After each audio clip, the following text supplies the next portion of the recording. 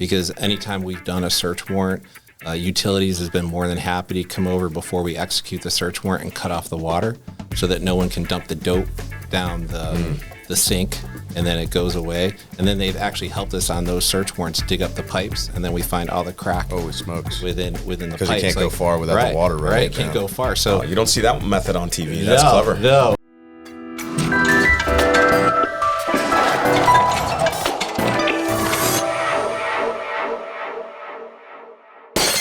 All right, guys, we are back with episode number 97. This is a special episode. I think this is Chief Troche's third time on the podcast. So you guys know this guy.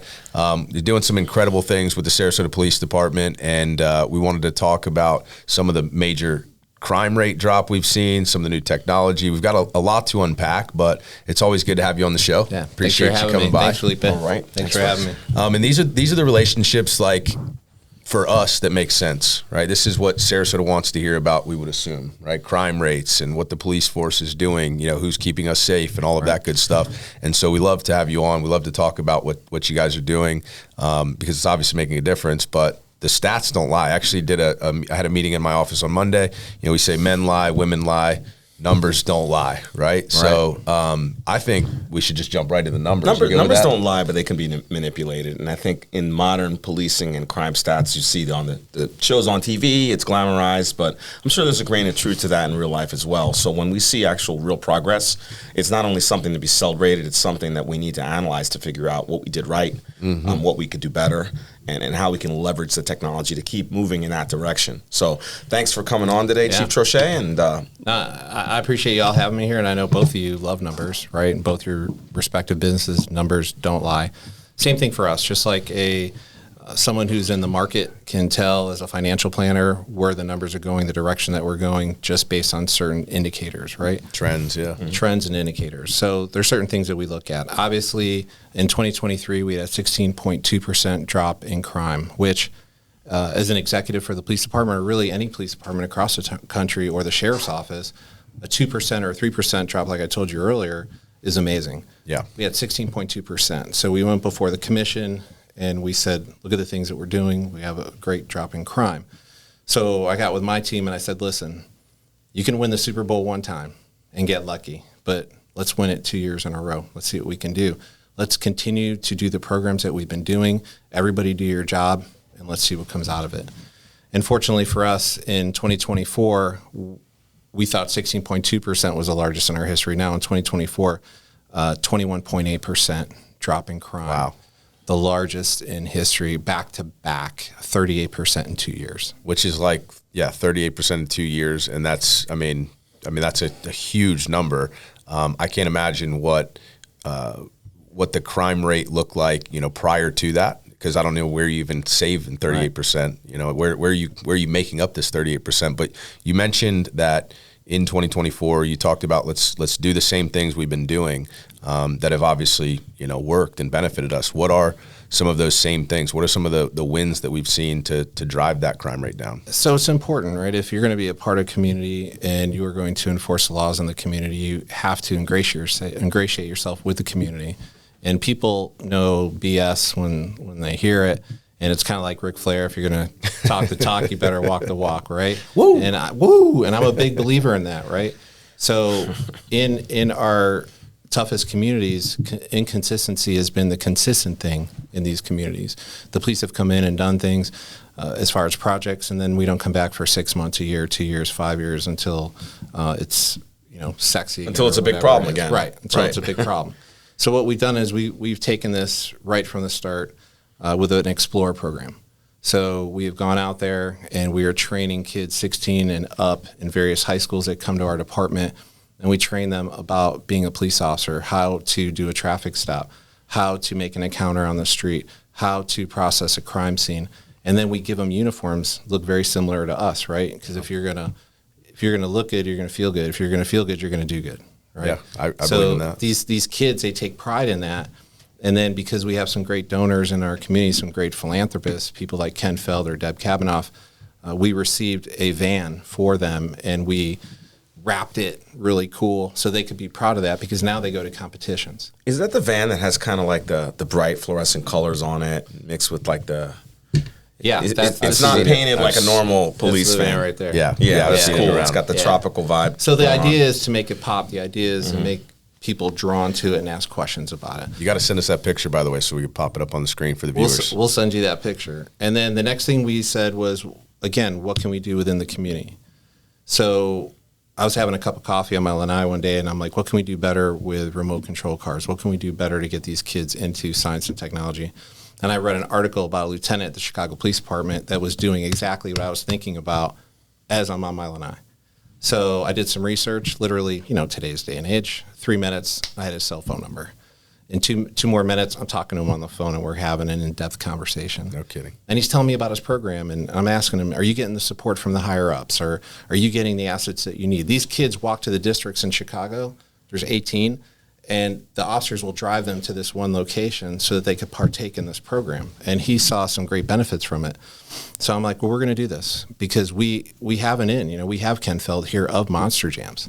So one day I'm in the elevator, my phone rings. It's Mr. Feld's other half. She's like, hey, I got a question for you. I'm like, I got a question for you.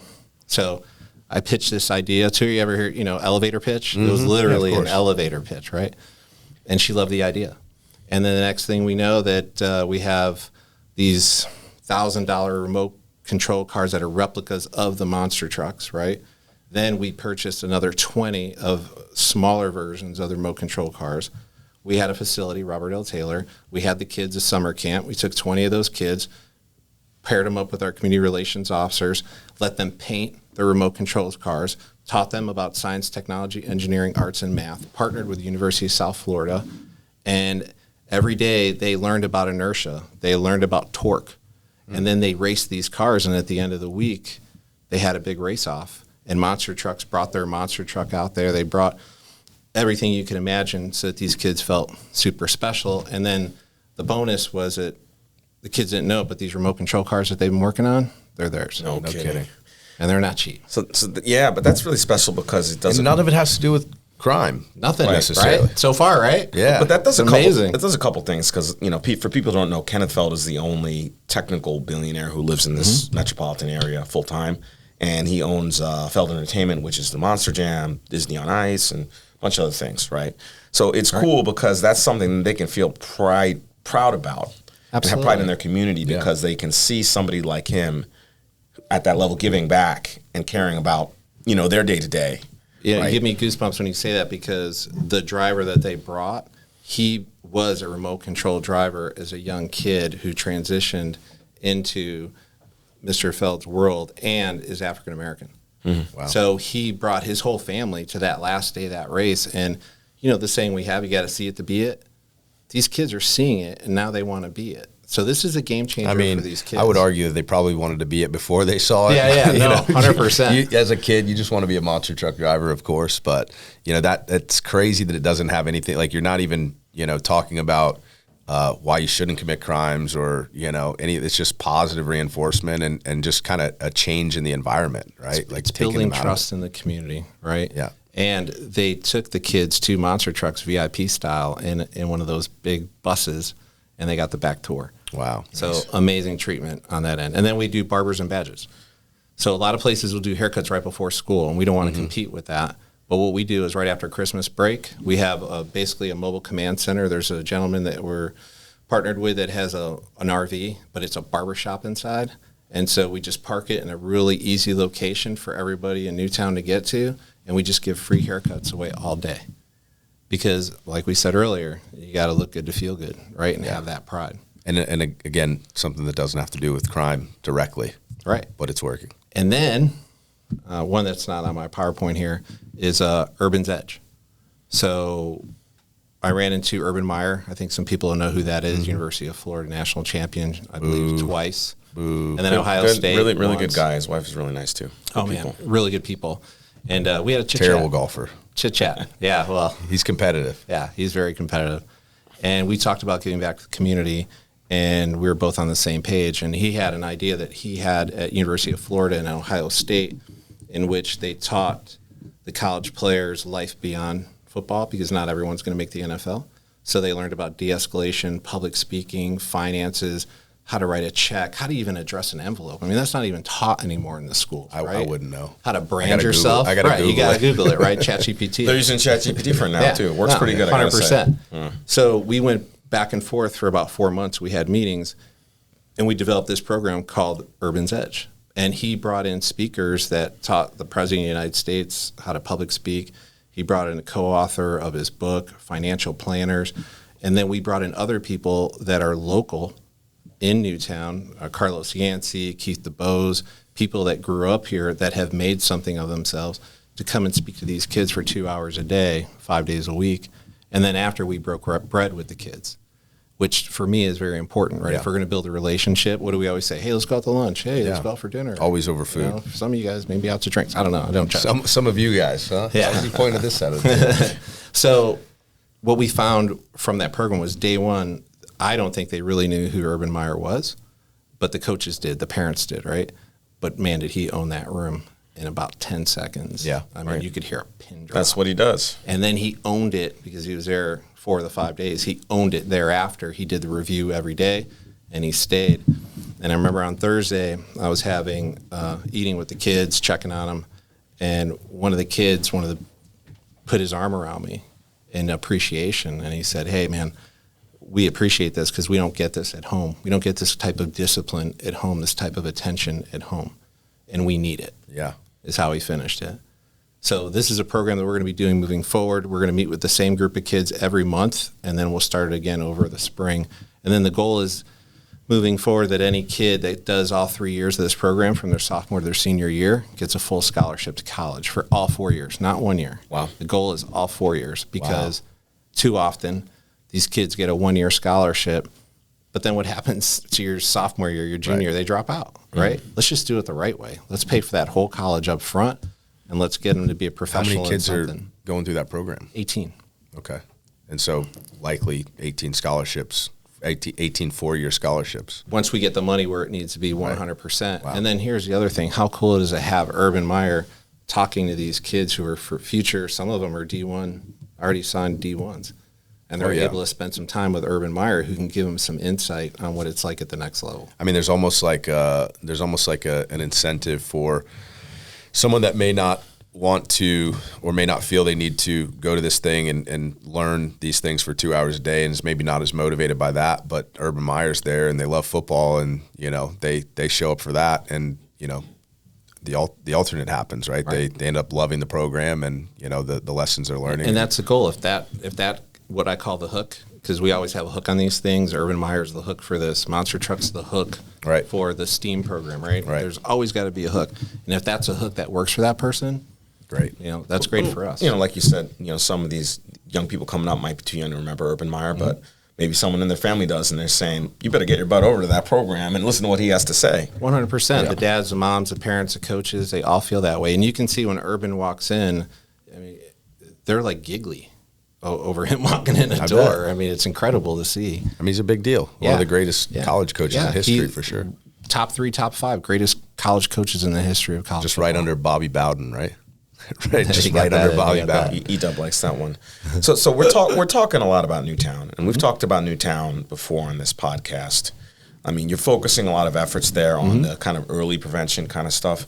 You wanna elaborate on why that is for people who may not be familiar with that neighborhood or with the broader distribution of crime in Sarasota. Yeah, so it kind of goes along to what Brad was saying is, hey, there's not really a lot of law enforcement twist to what we're talking about here, but there's been mistrust over the course of 40, 50, 60 years between the police and Newtown for whatever reasons. And we're coming in saying, listen, policing is not done the same way it was done 40, 50, 60 years ago. This is a new way of doing policing. And really it's about true community policing. This isn't the old days of, hey, go do community policing. Well, what's that? Well, walk down Main Street and give out your business cards. That's community policing. That's not community policing. Right. What we're doing is true community policing. We have a unit that is dedicated to it, to bringing it to the highest levels, being consistent and building trust within the neighborhoods. That's the key. I mean, if anybody's from an urban area, I'm from the city of Chicago, and you're from an urban area, Felipe, you have to have consistency to build the trust. Yeah. And if we continue to do it, and I always tell my guys and crew and girls, hey, whatever program we're doing there, it better be on the calendar for next year and next year and next year, not sneak up on us, because we have to be consistent. And we've seen those changes. And the other thing that we've seen opportunities with is we've partnered with Deb Kavanaugh. And Deb Kavanaugh to this date has probably given out about 150 iPads to kids within the Newtown Orange, 1500 North Orange Community Trailer Park. And just recently gave 20 to Brotherhood of Men, which is another program for kids who are having some issues, and 20 and a touchscreen board. And she's saying, what else can I do? So now we're building out a 30-foot trailer, all high-tech, all touchscreen, all iPads in there. And crew, the community relations unit, already tutors after school in some of the housing developments. They already do that now. But what they'll use is whatever existing technology is there, and some of it's not great. Not saying anything bad about anybody, but we're able to bring in this trailer now, a 30-foot trailer with all this tech, bring these kids in and start tutoring them at the next level. Like a mobile classroom. 100%. 100%. Wow. And she is so gracious and so giving, and she's always like, what's our next project? But Newtown has to see this consistency, and they have to be given opportunity, because some of the challenges when you grow up in an urban area with social and economic challenges is that people think the only way out is sports, football, baseball, right? It's the only way out. And then when that doesn't work out, or if it doesn't work out, then they turn to other things, right, to make money. This is giving kids an opportunity to see if they're good at computers, to see if they're good at flying drones, to see if they're good at racing these remote control cars, because technology 100% is the wave of the future, and we understand that. And because there are no non-government organizations, there's no NGOs in this space per se, the police department has to fill this gap. But first they had to recognize the gap, and that's where I give you a lot of credit, just recognizing that, because it is against the grain, or kind of outside the box, and it's obviously working. You talked about I guess three programs essentially, and based on what you just said, I would assume those programs are running this year and the following year, and as long as we're seeing them working, what else would you attribute to that crime rate drop, the 38% over the last 2 years? Well, at the end of the day, you can strip off all the technology, and it's about people. Yeah. And you both know that, right? You can have all the computers up in here, but if you don't have the right people running the show, it's not going to work. So we're really big on hiring the best of the best. And then once we hire them, then we give them 10 more weeks in-house training after they've already been to the academy for 6 months. We give them another 10 weeks, and then they get another 14 weeks on the street with an officer where they're being graded every day, and they got to wear that big square on their chest, that body camera, where they're always being critiqued afterwards. I mean, there's a lot of stress for them. Yeah. And another thing we do is called SNAP training. And that's another level of training that not a lot of agencies in the country do. And basically what it is you're just coming to work like your average day, and you get called to, say, Booker High School, and you roll up. There's training officers there. You give them your hot weapons, and they're giving you essentially fake weapons. And then they let you know, hey, we have an active shooter in the school. Okay. So it's like a manufactured stops emergency. right there. Right. And then we have dispatchers in our mobile command center, and they're kind of pushing the buttons if they see, because we're watching their body-worn cameras in real time. Hey, are they going to the threat? Have they stopped? Okay, we need to stimulate again. So we'll get the active shooter, the actor, to start shooting again and make sure that they're doing what they're supposed to do and they're going to the threat. And then what we'll do is we'll mix in other agencies from the other side of the campus, bring in New College, bring in Sarasota Memorial, bring in all these other police agencies that we would partner with, and see how they work together and give them an opportunity, because in their mind, in their OODA loop, which what we call, it's going 100 miles an hour. Adrenaline and everything else. And then we've even brought in our off-duty officers that work at our agency in plainclothes, and they come in through the other side of campus, and our officers have shot them. Wow. So is this something that kind of developed after the Uvalde, Texas tragedy? You know what I mean? Because that was just such an example of glaring. Yeah. That was a tragedy. Lack of planning and, many things, right? Judgment. 100%. That was a tragedy. We were doing this way before that. I mean, we're a training-centric agency, because we believe that that's the way to mitigate any issues moving forward. And if we'll see something on the news that'll happen somewhere else, kind of like Uvalde, and we're like, let's try that in the next scenario. Let's try that in this other scenario. So we're always pivoting. Adding in variables to make it more 100%. realistic and or challenging. Because the bad guys learn from the news. Right. Because the news tells everybody everything, right, as far as our tactics and our techniques. Right. And then they adjust. So then we have to adjust on the fly. Oh, you're right. Some of the worst tragedies nobody would have ever seen coming. No. It's hard to believe though that that's not being done. I mean, like that seems like an obvious thing that we should do. Maybe even not to that that extent. Seems like you're taking it a little bit further with like a live demonstration that's not planned or anything like that. But you would think like, you know, a normal part of police training within the agency is going to be responding to active shooters, right? So Yeah, and some of it comes down to an agency's lack of resources is what it really boils down to. How big's their training unit? You know, they have X amount of officers on the street. They have to go to these calls for service. Do they have the ability to take these officers who are supposed to be working the street that day, send them on this real-time training drill, and then supplement them with other people, which we'll use detectives. We'll have them going to the road in order to supplement those officers that are going to that scene. What it really sounds like, and I don't mean this in a way because this can be sensitive, but you're almost moving to like a more military style training schedule where, you know, you stay ready. Oh, yeah. With all these drills. Yeah, we are. And using the technology that's available. Right. We are paramilitary, and we want to be kinder, gentler, softer, right? And even the military is really kind of becoming kinder, softer, gentler. So we do leverage that. We do have the chain of command. We understand what it's like to go to a critical incident. We use the same techniques that they use 100%. And to your point, yes, we're leveraging technology more and more every day. I wonder if you see a trend in, funding for you guys with the 16% and the 21%, like those. The methodology is working, right? And from a business perspective, I look at that as like, hey, this is an investable business, or this is an investable part of the community right now. I mean, are you guys seeing that you are getting more support because of the success you're having?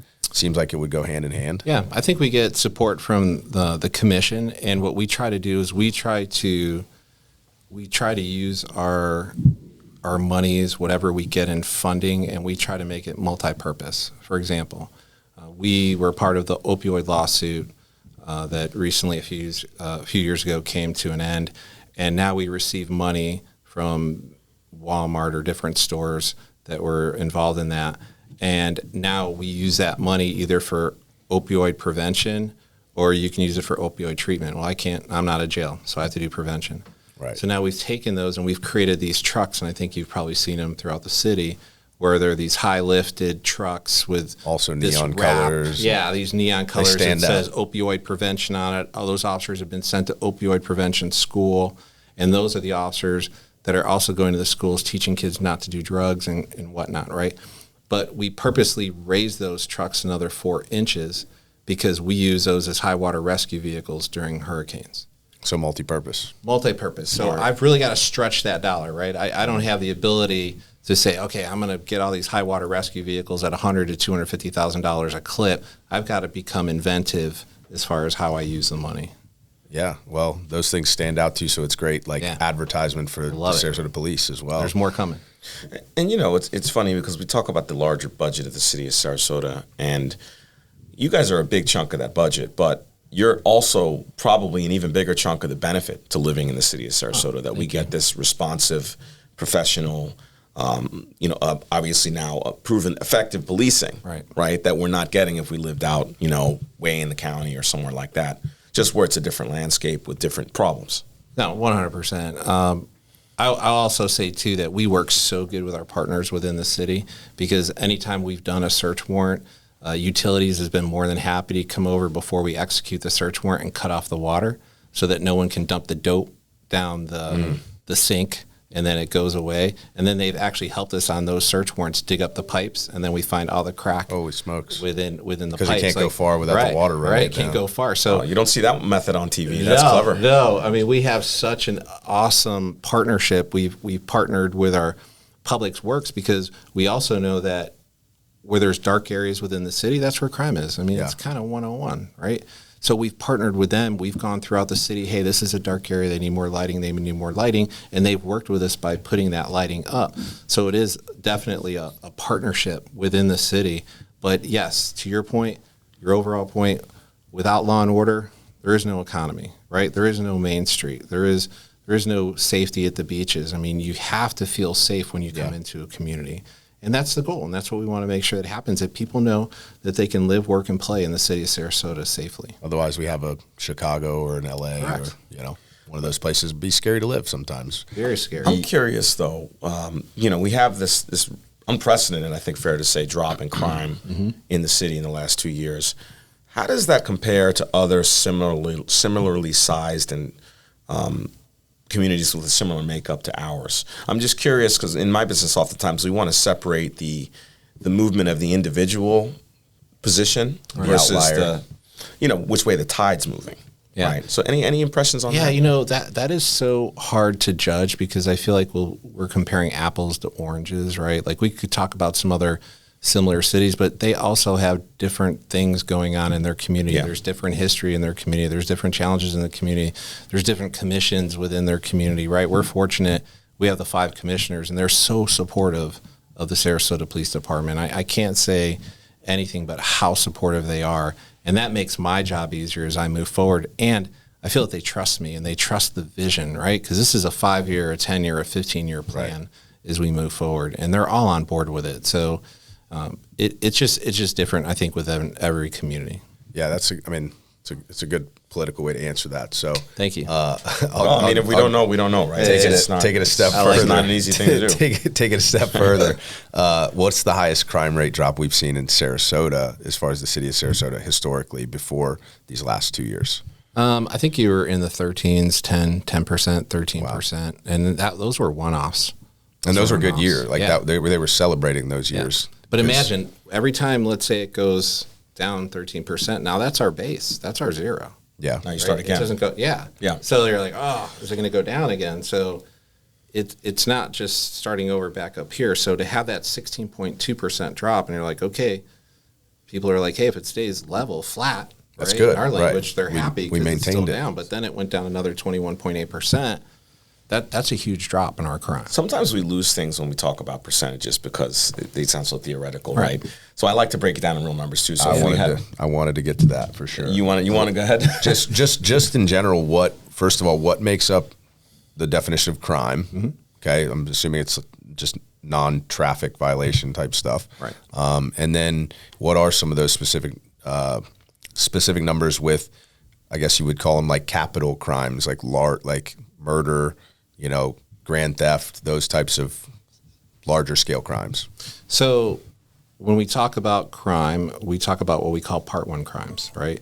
So it's your murderies, it's your murders, it's your rapes, it's your robberies, it's your aggravated assaults, it's your burglaries, it's your larcenies, and your vehicle thefts. Those are all within that category. So the misdemeanor things that aren't listed there, we don't track that under Part 1 crime. So for instance, in 2023, we had 28 rapes, forcible sex crimes, and then it went down to 22 in 2024. Another big drop that we saw was motor vehicle theft. We had 144, which was part of that 16.2% drop. It dropped down to 112 in 2024. The other number that's going to pop at you is larceny. In 2023, we had 1,129 larceny, so that's theft, right? Over a certain dollar amount, or right. But in 2024, we had 799. So it dropped from 1,129 to 799. And the reason I bring up larceny and motor vehicle theft, because what we find is the culprits are usually juveniles. So if we can address the juveniles and partner and give them other resources and other avenues, then they're not going to be committing these crimes. And that's the trend that we're seeing, and hopefully that's working as we're moving forward. But that's one of the real big reasons for the drop. Now, unfortunately, in 2024, we had 7 homicides, as we talked earlier. In 2023, again, first time in history of the agency in recorded history, we had 0. Wow. So in 2024, we had 7. Now, what I'll say about this, the national average for closing out a homicide nationally is about 53%. In the city of Sarasota, it's 100%. So we closed out all 7 of those, either by the 2 subjects killing each other or by arresting the person. And we did that in less than 2 days. Our average was 1.7. That's what I was going to get at. Basically solve this crime. To me, that's kind of there's two sides. That's an impressive stat, right? 2 days is not a long time, which meant that in most cases you probably knew who it was immediately and were able to figure that out. So that's a good point. Right. So is that mobile command center? Well, so we start getting into camera systems throughout the city, and we're not the only city. So anybody out there is going, "Oh, Big Brother's here." Guess what? Big Brother's everywhere. I got news for you. Big Brother's in your phone listening. Big Brother's on the school bus with cameras now that if you pass that school bus when it's stopped, you're going to get a ticket. Big Brother is at the store at Publix watching as you come in. I mean, Big Brother's everywhere. The most controversial one is... Do we have that in the city? When you pass the school bus, you can get a ticket? Yeah, wow. The county now is putting cameras. The whole county has these new cameras at the school zone signs, but they don't just work during the school zone. Right. I'm sure you hear a lot about this. Yeah. They also... Actually, we don't. You don't? No. Actually, we don't. So if you're going 10 miles over the limit during the regular part of the day, right, they still write you a ticket. Really? Correct. Yeah. So I'm going to test that theory. Yeah. I don't know if I want to.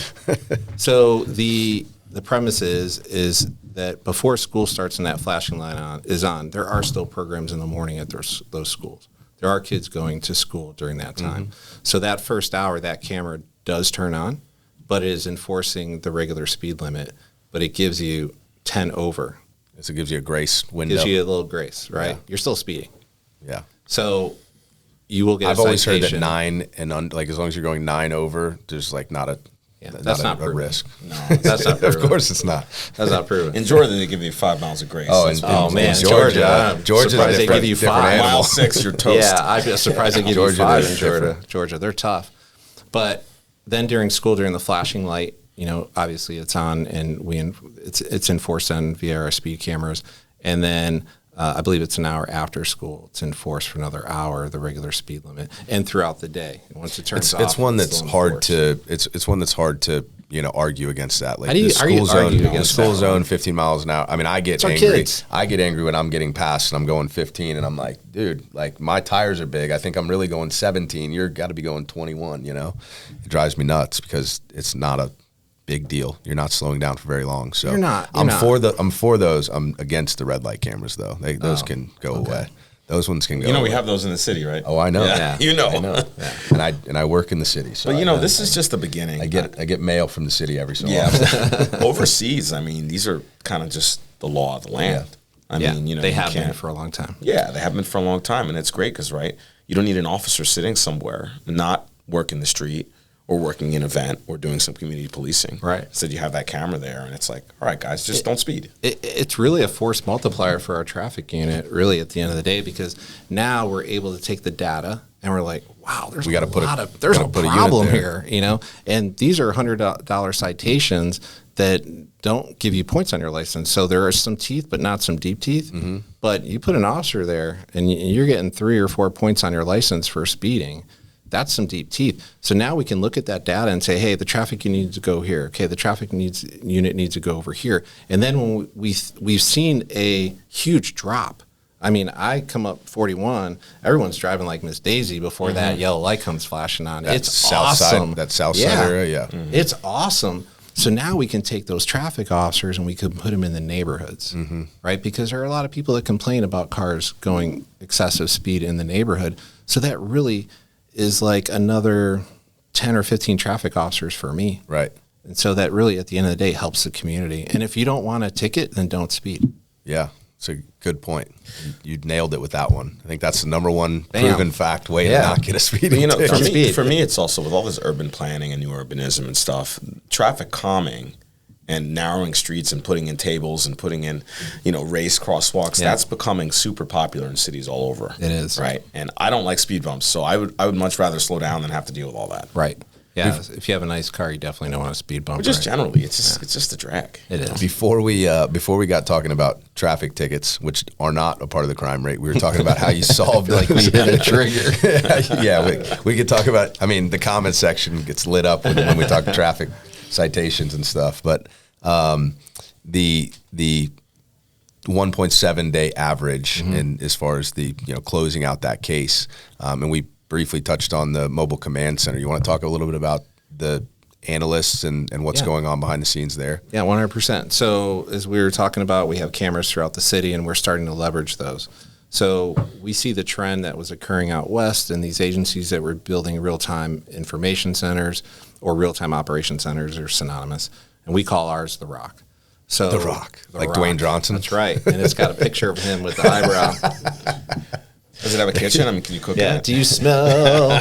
There is kind of a kitchenette. There you go. So what we said was, is there a way that we could build this real-time operations center within our agency, have crime analysts in there, monitoring cameras throughout the city? So we met with these vendors, and they've been able now to leverage the camera systems within the businesses and at the homes. Where in the past, we were the ones that had to build the infrastructure. So by the time you spent $20, $30 million on infrastructure, it's already obsolete. And then you got to go back and put in new technology. Now we can just simply tap into their systems, and it comes right into our real-time operations center.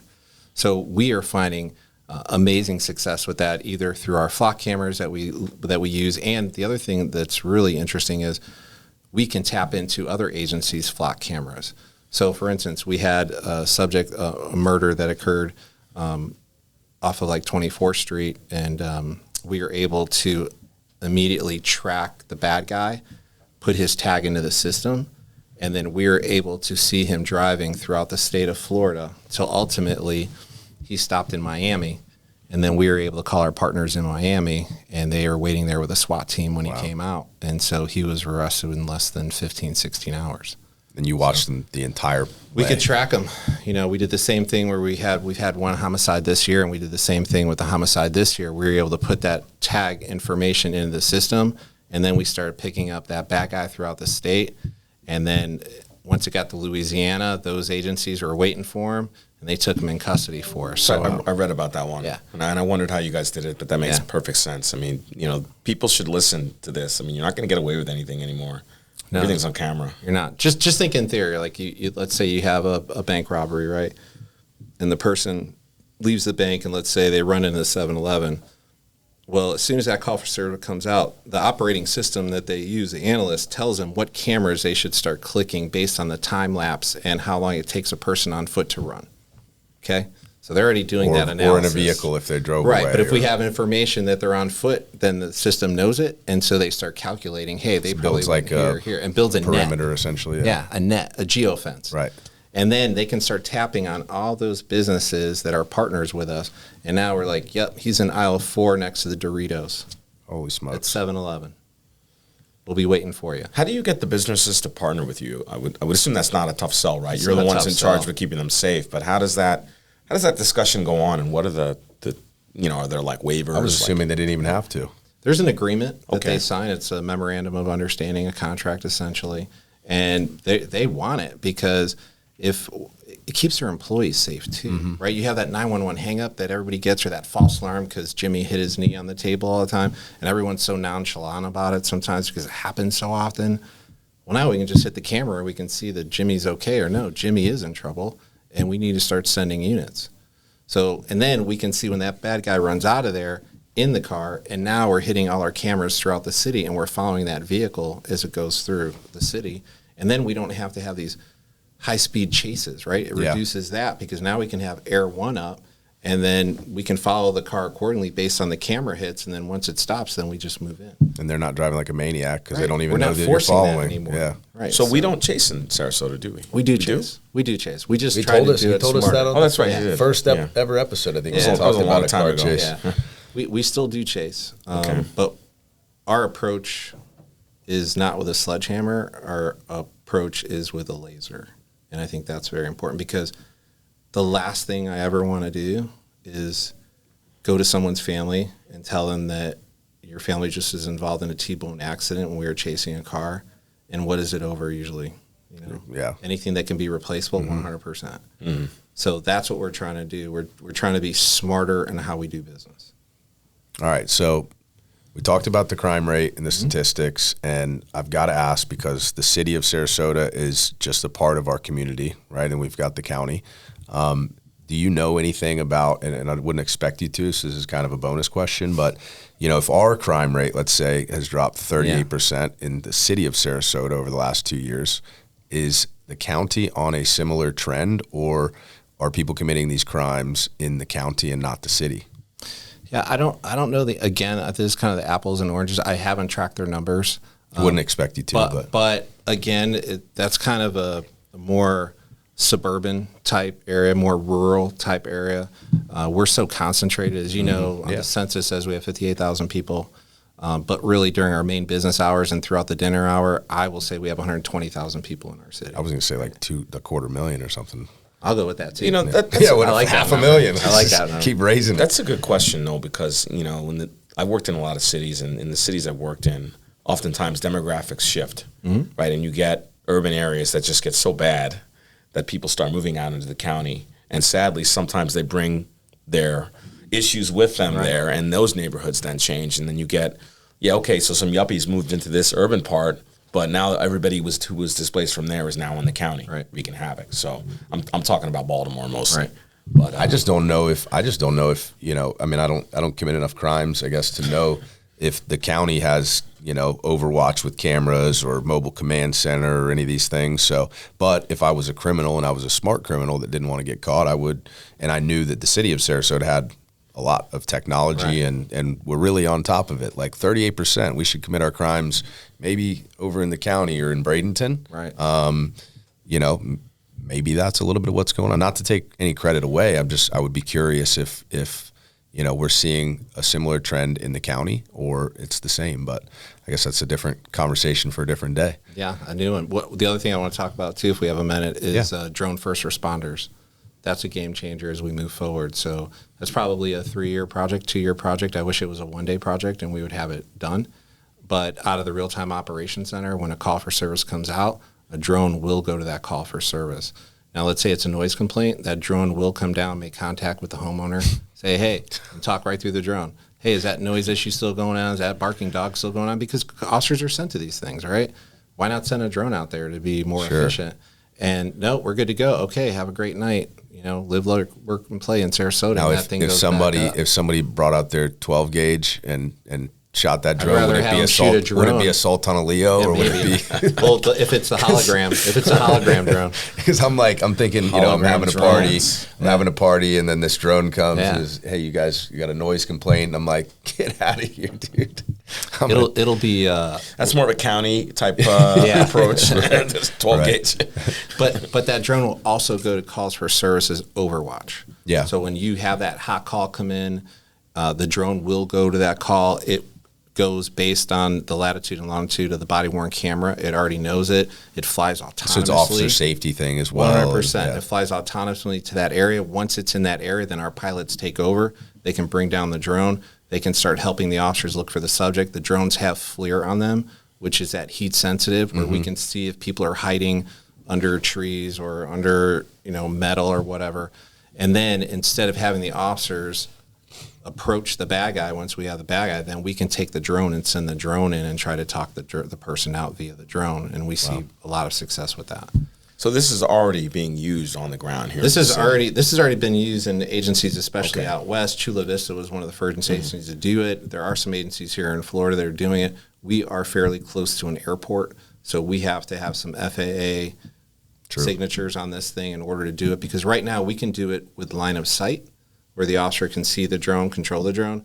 We're talking about doing it from the police department, no line of sight, and that this thing is flying autonomously. Because if you can see it, the criminal can see it too. So the criminal can see you, right? Yeah, if it's line of sight. But yeah, that's where the magic happens. The completely remote. 100%. So the drone first responder is going to be a game changer for us as we build out the real time operations center. So how long are we away from that? The drone first responder, 3 years, maybe 2-3 years away. I'm impatient. Like, I want everything yesterday. I think it can be done sooner. I'm just trying to under-promise, over-deliver. Right. Under-deliver. Don't over-promise. I don't want to over-promise on this deal. So I think it will happen sooner. But I think as our real-time operations center continues to come online and we get more cameras within the city, and soon people within our community will able to link their cameras into our system, so that if a crime does occur in that area, with their permission, we can use those cameras to find out what's going on. So just to be really explicit, so if I had like a Ring doorbell cam, you could tap into that. Yeah. Just recently we did that. Great. We had a road rage incident, and we only had the alleged victim of the road rage complaining after it occurred. We weren't really sure about the story. Some things were kind of matching up.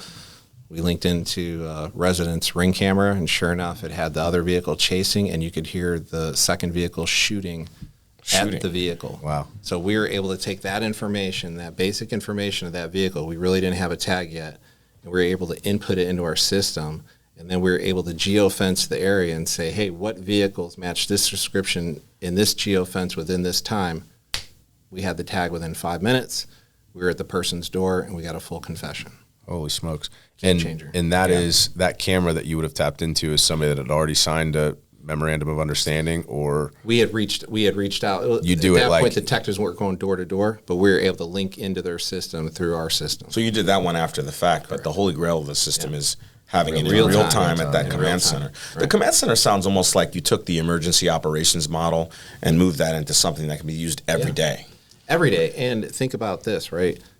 We are putting more cameras up throughout the city. It's going to be used during hurricanes, right? So we know where there's flooding. And now we know how to take our resources, and instead of waiting till daylight to come up to figure out what's going on, now we can link into these cameras in real time and go, okay, we need to start sending people here. Let's get them prepared. Let's get everybody rallied over here because we're going to go out here because this place is underwater.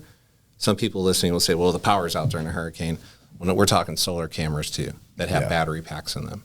So we're trying to adjust to the or when the camera went out well. because the water, like it was on a battery or something, and so you can see up to a certain point. Right. I mean, you still have data, which you didn't have before. Nope.